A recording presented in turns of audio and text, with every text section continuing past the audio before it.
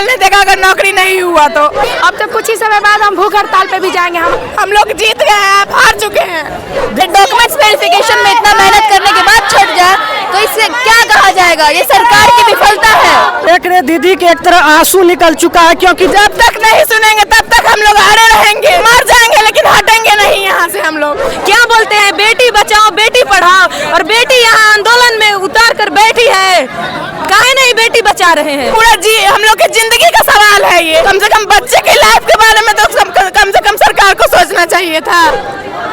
अभी यह मौजूद है गर्दनी बाग में, जो कि एनसीएल के लेके बहुत बड़ा समस्या बन चुका है, क्योंकि यहाँ स्टूडेंट की मांग है कि नया एनसीएल लिया जाए, क्योंकि पुराना एनसीएल हर बार रेनुअल होता है, चेंज होते रहता है। अब बच्चा के कहाँ गया नहीं गया, ये चीज़ एक बहुत बड़ी समस्या बन चुकी है। क्योंकि बेरोजगारी की सच न माने कोई, और सत्ताओं के लालच में हाजी हाजी होए, पैसाओं के लालच में हाजी हाजी होए। क्योंकि हमारे साथ खुशबू दी है, जुड़ चुके हैं, क्योंकि मैम इतनी बोलती, मतलब आवाज़ भी इसका लगता है फंसने लगा, क्योंकि भूखे प्यासे कल सुबह से लेकर शाम तक बैठी थी, कुछ नहीं कंक्लूजन मिला न आज तक। आज भी सुबह से लेकर बैठी है, और क्या अभी तक मिला है क्या नहीं अभी तक कंक्लूजन मतलब निकला है, हम दीदी से पूछना चाहते हैं। सबसे पहले धन्यवाद। जी धन्यवाद। आपके चैनल के थ्रू भी हम धन्यवाद देना चाहते हैं कि आपने हमारी आवाज़ को उठाई। मामला ये है ईडब्ल्यूएस और एनसीएल को लेकर के, जो कि करंट मान्य किया जाए। सीएसपीसी चेयरमैन से विनम्र निवेदन बार किया जा रहा है। आप देख रहे हैं सही में मेरा गला बैठ गया, हम लोग खा के बोल रहे हैं, आवाज़ ही नहीं निकल रहा है मेरे से।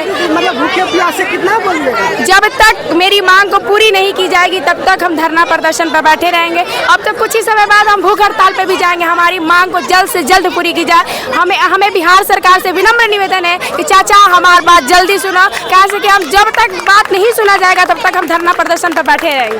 तो मैम अभी तक मतलब कोई भी कंक्लूजन मतलब निकला है, मतलब कहाँ तक बात गया है? सीएसपीसी के चेयरमैन सर के पास मैंने अपना लेटर दे दिया है। 3-4 स्टूडेंट गए थे, हम वहाँ तक अपने मतलब भीड़ को भी लेकर गए थे, तो वहाँ से लौटा दिया गया प्रशासन के द्वारा।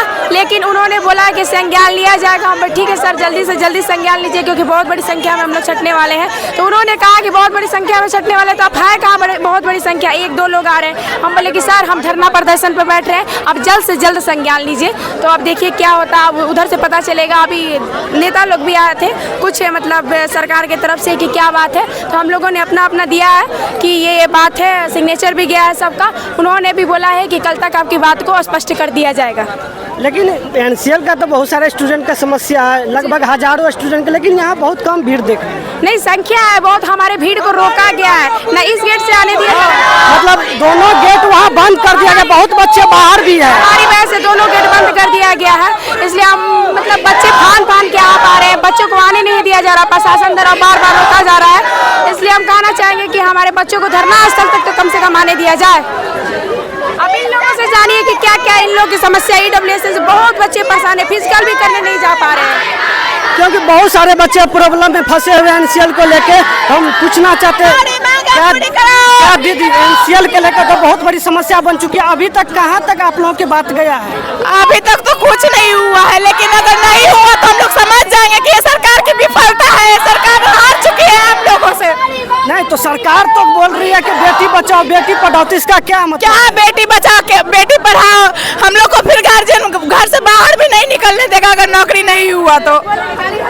क्योंकि एनसीएल सबसे बड़ी मुद्दा बन चुका है, क्योंकि एनसीएल को लेकर बहुत सारा देख रहे हैं। एक मतलब नीतीश सरकार बोलते हैं महिला को सबसे ज्यादा कुछ भी करना था तो नोटिफिकेशन पहले जारी कर देते। हम लोग पहले उसी टाइम अगर नहीं होता तो फॉर्म नहीं भरते। इतना सब कुछ होने के बाद अगर ये लागू कर रहे हैं तो हम समझ रहे हैं कि आपकी विफलता है ये। हम लोग जीत गए हैं, आप हार चुके हैं। देख रहे दीदी के एक तरह आंसू निकल चुका है, क्योंकि दीदी कल भी भूखे से और कल भी भूखे सुबह से लेकर शाम तक रहे, और आज भी सुबह से लेकर अभी तक बैठे हुए हैं। मतलब क्या लगता है आगे कितना तक जारी रहेगा, कब तक? जब तक नहीं सुनेंगे तब तक हम लोग अड़े रहेंगे, जब तक नहीं सुनेंगे तब तक हम लोग अड़े रहेंगे, मर जाएंगे लेकिन हटेंगे नहीं यहाँ से हम लोग। नीतीश सर ये वीडियो इतना शेयर कीजिए, क्योंकि देख रहे हैं एक तरह दीदी का आंसू निकल चुका है, क्योंकि ये एक बच्चा का नहीं है, पूरा हम लोग की जिंदगी का सवाल है ये। एक बच्चा का नहीं है, पूरे बच्चे जो जिसके माँ बाप इतने कष्ट से पढ़ा रहे हैं लिखा रहे हैं, उसका क्या होगा? उसके कम से कम बच्चे की लाइफ के बारे में तो कम से कम सरकार को सोचना चाहिए था। हम लोग का क्या होगा? हुआ है कि बिना सेटिंग बिना धांधली के परीक्षा हुआ है, उसके बाद जो भी इसमें रिटर्न में बच्चे क्वालिफाई हुए हैं वो पढ़ने वाले बच्चे क्वालिफाई हुए हैं। पढ़ने के लिए बच्चों ने बहुत मेहनत किया है, उतना मेहनत करने के बाद फिर ग्राउंड में भी मेहनत करना है। क्वालिफाई मेरिट तो फिजिकल पे है, अगर इतना सब कुछ करने के बाद हम डॉक्यूमेंट वेरिफिकेशन में हट जाते हैं तो क्या फायदा हमारा इतना मेहनत करने का। सारे बच्चे जो है कोई यहाँ पे पटना का लोकल नहीं है, सारे बच्चे अलग अलग डिस्ट्रिक्ट से यहाँ पे आए हैं। हम खुद छपरा से आए हैं, यहाँ पे हॉस्टल में रह रहे हैं, हॉस्टल का खर्चा अफोर्ड कर रहे हैं, उसने मुश्किल से उसको वो कर रहे हैं। उसके बाद अगर हम डॉक्यूमेंट्स वेरिफिकेशन में इतना मेहनत करने के बाद छट जाए तो इससे क्या कहा जाएगा? ये सरकार की विफलता है जो हमारी मांग को, इसीलिए करंट एनसीएल और डीडब्ल्यूएस लागू किया जाए और हमारी मांग को पूरा किया जाए। सरकार को क्या करना चाहते हैं? सरकार तो बोलती है कि बेटी बचाओ बेटी, हम बेटी ज़्यादा महिला को सुविधा देते हैं, मतलब उसमें क्या आपको लगता है कि महिला की सुविधा है, मिल रहा है? बिल्कुल भी नहीं मिल रहा है। अगर महिला या फिर कोई भी छात्र हो, ये बिहार के रोजगार का बात है, सबका बात पूरा करना चाहिए। बस देख रहे हैं एक तरह से मतलब यहाँ पढ़े लिखे युवा है, कोई यहाँ मतलब कहीं से घूस दे के या अथी करके नहीं आए हुए, यहाँ बैठे। क्या दीदी क्या लगता है आपको, कब तक धरना में बैठिए? जब तक हमारी मांगे पूरी नहीं होगी तब तक यहीं पर रहेंगे, हिलेंगे नहीं हम लोग। नीतीश चाचा को सुनना पड़ेगा, हम लोग की मांगे पूरी करनी होगी, वरना अगले साल चुनाव है वो सोच ले। मन होता है वो लगा देता है नियम। एक फैमिली में 15 वोट है और इतने सारे स्टूडेंट है, वो सोच ले क्या होगा, हिला कर रख देंगे हम सब। वो भी आप कल सुबह से लेकर शाम तक बैठे भूखे, आज भी वही हाल है, कब तक जारी? जब तक मांगे पूरी नहीं होगी तब तक यहीं रहेंगे, हिलेंगे नहीं हम लोग। क्या लगता है आगे एनसीएल का मुद्दा करंट लिया जाएगा? कहाँ तक लिया जाएगा? काहे नहीं लिया जाएगा? नीतीश चाचा बात सुनेंगे, काहे नहीं सुनेंगे? आप लोग का कहाँ तक अभी तक बात गया है? नीतीश चाचा तक तो पहुंच गई है लेकिन वो आ नहीं रहे हैं, लेकिन आएंगे, अब बात माननी पड़ेगी। क्या बोलते हैं, बेटी बचाओ बेटी पढ़ाओ, और बेटी यहाँ आंदोलन में उतार कर बैठी है, काहे नहीं बेटी बचा रहे हैं?